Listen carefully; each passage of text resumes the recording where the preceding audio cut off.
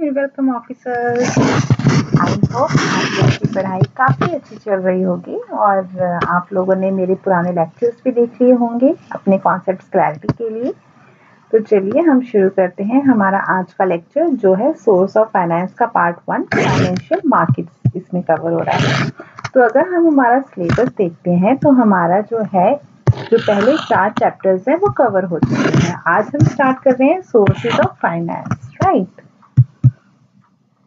Sources of finance में काफी सारे सब टॉपिक्स हैं जैसे कि financial market, security financing, debentures etcetera. तो आज का जो हमारा टॉपिक है वो है फाइनेंशियल मार्केट्स। बाकी के लेक्चर्स हम हमारे नेक्स्ट वीडियो में कवर करेंगे। सोर्सेज ऑफ फाइनेंस क्या होता है? देखिए, जो सोर्सेज है फाइनेंस के वो 2 तरह के हो सकते हैं, इंटरनल या एक्सटर्नल। इंटरनल मतलब जहाँ पे आप अपना पैसा खुद से यूज कर रहे हैं। अब वो कहाँ से आएगा? या तो आपने अपने प्रॉफिट्स को बचा के रखा हुआ है, जैसे आपका ईयर 1 में अगर आपका प्रॉफिट जो था 10 रुपीज था, आपने जो था उसमें से जो है डिविडेंड दे दिया, आपने 3 रुपीज का डिविडेंड दे दिया, तो आपने जो बाकी 7 रुपए हैं वो आपका रिटेन प्रॉफिट जो है वो कहलाता है। ठीक है, तो आप उसको नेक्स्ट ईयर ये वाले प्रॉफिट्स को यूज कर सकते हैं। फिर आपके पास कोई एसेट्स पड़ी थी, आप उसको बेच रहे हैं, जैसे कि आपके पास कोई ओल्ड मशीनरी थी, आपने उसको बेच दिया और आपने उससे पैसे कमा लिए। या फिर आपने अपना स्टॉक ही कम कर दिया, इन्वेस्टमेंट कम हो गई आपकी, तो आपके पास पैसा आ जाएगा। तो ये तो हमारे थे इंटरनल सोर्सेज। फिर है हमारा एक्सटर्नल सोर्स। एक्सटर्नल सोर्स में भी 3 तरह के हैं, या तो आपने लॉन्ग टर्म आपको पैसा मिला है, या फिर मीडियम टर्म है, या फिर शॉर्ट टर्म है। लॉन्ग टर्म में हमारे पास शेयर्स, डिबेंचर्स, कोई बैंक लोन्स, कोई ग्रांट मिल गई है वो आता है। मीडियम टर्म में लीजिंग, हायर परचेज या मीडियम टर्म का लोन। शॉर्ट टर्म में हमारे क्रेडिटर्स, बैंक ओवरड्राफ्ट, ये सारी चीजें आती हैं। अब फाइनेंशियल मार्केट कितने तरह की होती है? बेसिकली फाइनेंशियल मार्केट में जो है मनी मार्केट आता है, capital market, derivatives, commodity market, foreign exchange market, spot market. अब हम इसको पढ़ते हैं। सबसे पहले जानते हैं कि फाइनेंशियल मार्केट्स ही क्या होते हैं। बेसिकली फाइनेंशियल मार्केट कौन सी जगह होती है जहाँ पे हम कोई चीज को खरीदते हैं, बेचते हैं। तो फाइनेंशियल मार्केट में हमारा जो सेलिंग या बाइंग का क्या चीज होती है, ये मार्केट प्लेस है जहाँ पे हम सिक्योरिटीज की ट्रेडिंग करते हैं। ठीक है, सो इसका क्या पर्पस है? ये बायर्स और सेलर्स के लिए इजी करती है कि वो अपने फाइनेंशियल होल्डिंग्स की ट्रेडिंग कर सके। फाइनेंशियल मार्केट फिर मतलब ये कि जिन लोगों के पास एक्सेस फंड है, मतलब जो इन्वेस्टर्स हैं या फिर लेंडर्स हैं, वो आते हैं और वो पैसा अवेलेबल करवाते हैं उन लोगों को जिसको पैसा चाहिए होता है। ठीक है, जिसे हम बोलते हैं बोरोवर्स, राइट। अब हमने टाइप्स में पढ़ा था, तो पहला है हमारा मनी मार्केट। मनी मार्केट मतलब जो कि आप इन्वेस्टमेंट कर रहे हैं उन तरह की सिक्योरिटीज में जो कि हाईली लिक्विड है और वो शॉर्ट टर्म के लिए है, जो कि लेस देन 1 ईयर होता है। बेसिकली जो टाइम पीरियड है वही डिसाइड करेगा कि आपका कौन सा है मार्केट, मनी मार्केट या कैपिटल मार्केट। ठीक है, तो इस मार्केट में क्या कैरेक्टरिस्टिक्स होते हैं? यहाँ पे आपकी सेफ्टी जो है वो बनी रहती है, बिकॉज आपका पैसा जो है शॉर्ट टर्म के लिए इन्वॉल्व है, तो आपका पैसा ज्यादा सिक्योर है। लेकिन अब ज्यादा अगर आपने देखा ही है, रिस्क और एक रिटर्न, इन दोनों का रिलेशनशिप क्या है? हम बोलते हैं अगर हाई रिस्क है तो हाई रिटर्न है। अब हमारे मनी मार्केट में जो हमारा रिस्क है वो कम है, तो हमारी जो रिटर्न है वो भी हमारी कम रहेगी, return in the form of interest. ठीक है, और ये होलसेल लेवल पे काम करता है। मनी मार्केट में जो बहुत बड़ी बड़ी अमाउंट्स होती है वो इन्वेस्ट होती है यहाँ पे। तो नॉर्मली यहाँ के जो पार्टिसिपेंट्स हैं वो बैंक्स होंगे या फिर कोई लार्ज कंपनीज होंगी, गवर्नमेंट होगी, वो इसके जो होते हैं हमारे वो ट्रेडिंग करते हैं इसमें। For example treasury bills. Treasury bills हमारा 90 डेज का होता है जैसे कि, और ये जो होते हैं हमारे, ये गवर्नमेंट इशू करता है। जब गवर्नमेंट को जो है पैसे की जरूरत होती है तो वो मनी मार्केट में अपने बिल्स देता है और लोग उसको खरीदते हैं। ठीक है, इंस्ट्रूमेंट्स क्या है हमारे मनी मार्केट के? पहला है ट्रेजरी बिल्स। जैसे कि मैंने आपको बोला कि ये गवर्नमेंट ऑफ इंडिया इशू करती है, तो ट्रेजरी बिल्स कभी भी स्टेट इशू नहीं करता है। ठीक है, और ये डिस्काउंट पीरियड भी 14 से 364 डेज का हो सकता है। 364 डेज ये बिकॉज ये लेस देन 1 ईयर की, हमने भी देखा कि वो लेस देन 1 ईयर होना चाहिए ये हमारा। फिर इसमें आप इसको डिस्काउंट पे इशू करते हैं और आप मेच्योरिटी पे पूरा अमाउंट पे कर देते हैं। ठीक है, जैसे कि कोई चीज 100 रुपए की है, आपने 90 रुपीज का उसको इशू किया एट अ डिस्काउंट। जब वो चीज मेच्योर हुई आपने उसको पूरे 100 रुपीज जो है वो दे दिए हैं। ठीक है।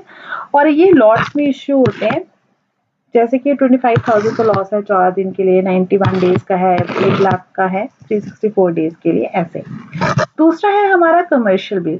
जैसे आपने पढ़ा होगा अकाउंट्स में बिल ऑफ एक्सचेंज होता है, जहाँ पे जो डेटर्स और क्रेडिटर्स के बीच में अगर वो पैसा नहीं देते हैं तो वो बिल्स ऑफ एक्सचेंज दे देते हैं, जहाँ पे वो कहते हैं कि मैं आपको एक पर्टिकुलर टाइम पीरियड के बाद पैसा वापस कर दूंगा।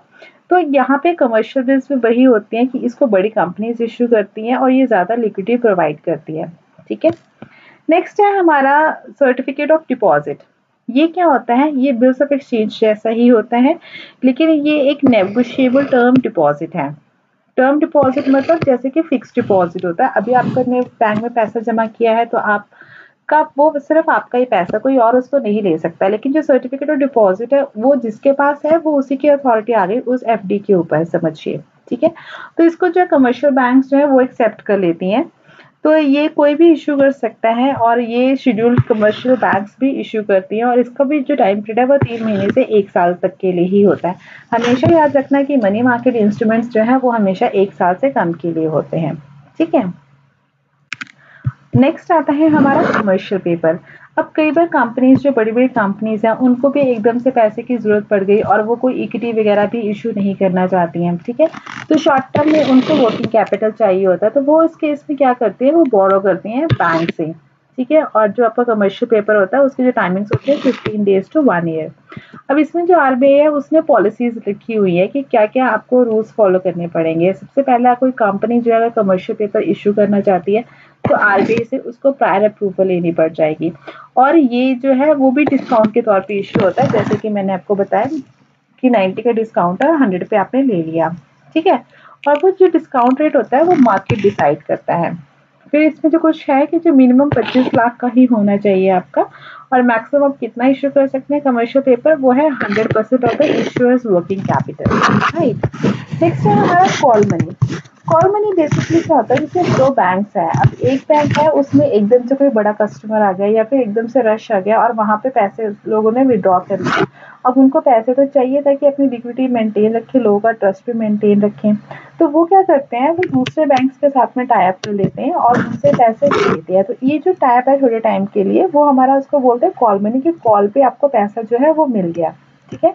ये आपकी day to day cash flow से रिलेटेड होता है। तो यहाँ का जो इंटरेस्ट रेट होता है वो भी मार्केट ड्रिवन होता है, वहाँ पे मार्केट ही डिसाइड करती है। तो जैसे कि डिमांड और सप्लाई है वो डिसाइड करेगा कि पैसा कितना होगा हमारा, राइट। नेक्स्ट हमारी जो मार्केट है वो है कैपिटल मार्केट। अब हमने देखा कि फाइनेंशियल मार्केट जो है वो 2 तरह की है, एक है मनी मार्केट, एक है capital market. Money market short term के लिए है, तो कैपिटल मार्केट जो है लॉन्ग टर्म के लिए है, ठीक है। ये लॉन्ग टर्म सिक्योरिटीज के लिए होता है। लॉन्ग टर्म का मतलब कोई भी चीज़ जो 1 साल से ज़्यादा है आपकी, और यहाँ पे जो आप ट्रेडिंग करेंगे वो होता है बॉन्ड्स, स्टॉक मतलब आपके शेयर्स वगैरह, वो सारी चीज़ें हैं। तो यहाँ पे क्या करती हैं, जो कंपनीज हैं वो अपने शेयर्स की लिस्टिंग करती हैं और फिर जो ट्रेडर्स हैं वो उसे खरीदते हैं और बेचते हैं, ठीक है। तो जो कैपिटल मार्केट होते हैं ये 2 तरह की होते हैं, एक होती है प्राइमरी मार्केट, एक होती है हमारी सेकेंडरी मार्केट, ठीक है। जो सेकेंडरी मार्केट है उसको स्टॉक मार्केट भी बोलते हैं। बेसिकली क्या होता है, अगर कोई कंपनी पहली बार शेयर इश्यू कर रही है तो वो प्राइमरी मार्केट में इश्यू करेगी, जैसे कि आईपीओ हम बोलते हैं। और जब वो शेयर्स को इश्यू कर दिया जाता है, वो मार्केट में सर्कुलेट हो गए, फिर ये आपस में रिटेल ट्रेडर्स इन्वेस्ट करते रहते हैं, बेचते रहते हैं, वो सारी ट्रांजेक्शन हमारी सेकेंडरी मार्केट में होती है। तो वही है कि आप पहले आईपीओ इश्यू करते हैं और बाद में आप उनको ट्रेड करते हैं सेकेंडरी मार्केट में, ठीक है। कैपिटल मार्केट यही बताया मैंने आपको कि 2 तरह की होती है, प्राइमरी और सेकेंडरी। प्राइमरी में आप पहली बार जो न्यू शेयर्स और सिक्योरिटीज इशू कर रहे हैं वो हमारा कवर होता है, और इसमें सारा न्यू ही होता है। और सेकेंडरी में क्या होता है कि जो एक्सचेंज होती है, जो प्रीवियसली इशूड सिक्योरिटीज हैं, एक बार आपने वो इशू कर दिया तो वो सेल बाय होती रहती है, ठीक है। नेक्स्ट है हमारा ओवर द काउंटर मार्केट्स। ये भी हमारा स्टॉक मार्केट के जैसे ही है, ये बेसिकली छोटी होती हैं, ये डिसेंट्रलाइज्ड मार्केट्स हैं, इनकी कोई फिजिकल लोकेशंस नहीं है। आप बस नेट पे गए, आपने सिक्योरिटीज की ट्रेडिंग की, कोई ब्रोकर की जरूरत नहीं है, तो उसको हम बोलते हैं ओवर द काउंटर मार्केट्स, ठीक है। नेक्स्ट है, हमने जो टाइप्स में पढ़ा था वो था डेरिवेटिव मार्केट्स। डेरिवेटिव जैसे कि नाम होता है कि डिराइव करना किसी से, तो बेसिकली ये एक कॉन्ट्रैक्ट होता है 2 पार्टीज के बीच में, जो कि किसी फाइनेंशियल एसेट के बेसिस के ऊपर वो अपनी वैल्यू को ड्राइव करती है, ठीक है। जैसे कि हम एक कंपनी है, उसने जो है शेयर इशू किया, जैसे कि तो उसने वो शेयर को नहीं बेचा है, लेकिन उस शेयर के बेसिस के ऊपर उसने एक और सिक्योरिटी को इशू कर दिया। तो वो जो सिक्योरिटी की वैल्यू है वो मार्केट फोर्सेस नहीं डिसाइड करेंगे, लेकिन जो पहली सिक्योरिटी जैसे परफॉर्म कर रही थी उसके बेसिस के ऊपर होगा, राइट। तो ये सेकेंडरी सिक्योरिटीज होती है और इनकी जो वैल्यू है वो प्राइमरी सिक्योरिटी से डिराइव होती है, जिससे के साथ में वो लिंक्ड होते हैं। Next, forex market. Forex market जैसे कि नाम ही बोलता है, जहाँ पे हमारी जो है फॉरेन एक्सचेंज में जो है ट्रांजेक्शन्स होती हैं, ठीक है। जैसे कि आपने रूपी डॉलर के साथ में, रूपी पाउंड के साथ में, वो सारी चीजें हैं। तो यहाँ पे ये सबसे ज्यादा लिक्विड मार्केट है, बिकॉज पूरी दुनिया में आप एक दूसरे की करेंसी की ट्रेडिंग तो करते ही रहते हैं, और यहाँ पे करेंसी है मतलब कि कैश। तो कैश तो हमें मालूम ही है कि सबसे ज्यादा लिक्विड एसेट यही है हमारा। तो इसमें प्लेयर्स कौन से होते हैं? हमारे बैंक्स होते हैं, बड़ी कंपनीज होती हैं, इन्वेस्टमेंट मार्केट फर्म्स होती हैं, ब्रोकर्स, इन्वेस्टर्स, ये सब इसके पार्टिसिपेंट्स होते हैं। नेक्स्ट है हमारे जो टाइप है फाइनेंशियल मार्केट की, वो है कमोडिटीज मार्केट। जैसे कि नाम बताता है, यहाँ पे आप फिजिकल कमोडिटीज को जो है वो आप जो है वो एक्सचेंज करते हैं। जैसे कि आपने लाइव स्टॉक है, सोयाबीन है, आप तेल खरीद रहे हैं, आप जो है काफी बढ़िया आइटम्स में ले रहे हैं, या फिर सॉफ्ट कमोडिटीज जैसे कि कॉटन, कॉफी, शुगर, ये सब, इनको हम स्पॉट मार्केट भी बोलते हैं, बिकॉज आप ऑन द स्पॉट आप सामान को खरीदते हैं और पैसा जो है वो आपका दे देते हैं आप इसको, ठीक है। अब ये फाइनेंशियल मार्केट के फंक्शंस क्या है? देखिए, सबसे पहला तो यही है कि जब आपको मालूम है कि आप कहीं पे इन्वेस्ट कर सकते हैं, तो आप अपनी सेविंग्स को एक अच्छे प्रोडक्टिवली यूज कर रहे हैं, ठीक है। फाइनेंशियल मार्केट से पता चलता है कि प्राइस क्या होगी हमारी सिक्योरिटीज की। अगर ये मार्केट ही ना रहे तो हमें पता ही ना चले कि कौन से शेयर्स कौन सी कंपनी इशू कर रही है, कौन सा स्टॉक खरीदना चाहिए। फिर फाइनेंशियल एसेट्स को लिक्विड भी बनाती है। कैसे बनाती है? अगर आपका शेयर्स हैं, आपको पता आप उसको बेच सकते हो, तो वो एक लिक्विडिटी क्रिएट हो गई ना उसके साथ में।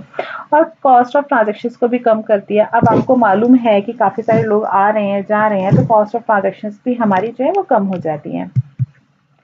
नेक्स्ट है इंपॉर्टेंस क्या है फाइनेंशियल मार्केट्स की। देखिए, फाइनेंशियल मार्केट सबसे पहले एक जगह प्रोवाइड करते हैं जहाँ पे जो लोग हैं वो आते हैं और वो एक फेयर वे में ट्रेडिंग करते हैं हमारी, ठीक है। फिर जो कंपनीज, इंडिविजुअल जिनको पैसा चाहिए होता है, उनको वो पैसा भी मिलता है।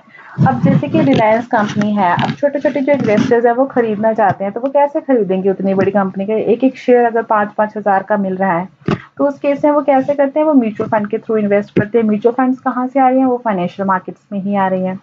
फिर एक तरह से जो फाइनेंशियल मार्केट है वो अनएम्प्लॉयमेंट रेट भी कम कर रहा है। कैसे? क्योंकि जॉब्स आ रही हैं। एक तो डायरेक्ट फाइनेंशियल मार्केट ही जॉब क्रिएट कर रही है, दूसरा ये कंपनीज को पैसा दे रही है, तो कंपनीज आगे उसको इन्वेस्ट कर रहे हैं, तो उससे भी हमारी जो है जॉब्स क्रिएट हो रही हैं, राइट। अब हम देखते हैं एमसीक्यूज। सबसे पहला है कैपिटल मार्केट को कौन कंट्रोल करता है हमारा? तो कैपिटल मार्केट को कंट्रोल करने के लिए securities and exchange board of India ने बनाया था। तो हमारा जो आंसर है सी है। जो आरबीआई है ये मनी मार्केट को करता है। आईआरडीए ये इंश्योरेंस सेक्टर को करता है। नबार्ड जो है ये रूरल डेवलपमेंट के लिए काम करता है, ठीक है। तो कैपिटल मार्केट का जो है सी भी हमारा आंसर है। नेक्स्ट है consider the following points of differences between a share and debentures. तो हमने देखा था शेयर्स क्या होते हैं। Well, share capital is the credit into the company, debentures is the ownership capital. No, ये वाइस वर्सा है हमारा। Dividend is paid on shares and interest is paid on debenture. So this is right कि dividend हम shares पे देते हैं, interest हमारा इसके ऊपर है, तो हमारा जो आंसर है ट्रू ओनली हो जाएगा। नेक्स्ट है what is the difference between primary and secondary market. तो हमने देखा था ये कैपिटल मार्केट के पार्ट है। प्राइमरी मार्केट कैपिटल फॉर्मेशन में हेल्प करती है, जबकि जो सेकेंडरी मार्केट है वो लिक्विडिटी देती है। बिल्कुल सही, बिकॉज प्राइमरी मार्केट में आप पहली बार शेयर्स वगैरह इशू कर रहे हो तो कैपिटल फॉर्म हो रही है। सेकेंडरी मार्केट में आप उसकी ट्रेडिंग करते हैं तो एक लिक्विडिटी जो है वो आपकी बन जाती है। Initial public offerings are undertaken in both primary and secondary markets. No, because हमने देखा जो इनिशियल वर्ड से ही समझ में आ रहा है कि ये पहली बार हो रहा है, तो वो सिर्फ प्राइमरी मार्केट में होगा। Stock exchanges are an example of secondary markets. So this is right, हमने पहले ही पढ़ा था। तो हमारा फर्स्ट, सेकंड और थर्ड सही है, तो हमारा जो आंसर है सी है। तो फ्रेंड्स, ये था हमारा आज का लेक्चर फाइनेंशियल मार्केट्स के लिए। जो मेरी नेक्स्ट वीडियो होगी वो नेक्स्ट टॉपिक के ऊपर होगी। अगर आपको इसमें कोई भी क्वेरी है या डाउट है तो आप कमेंट करिए कमेंट बॉक्स में। और अगर आपको मेरा लेक्चर अच्छा लगा है तो आप इसको प्लीज लाइक, शेयर और सब्सक्राइब कीजिए, सो दैट दूसरों को भी हेल्प मिले हमारे लेक्चर्स के साथ में। Thank you.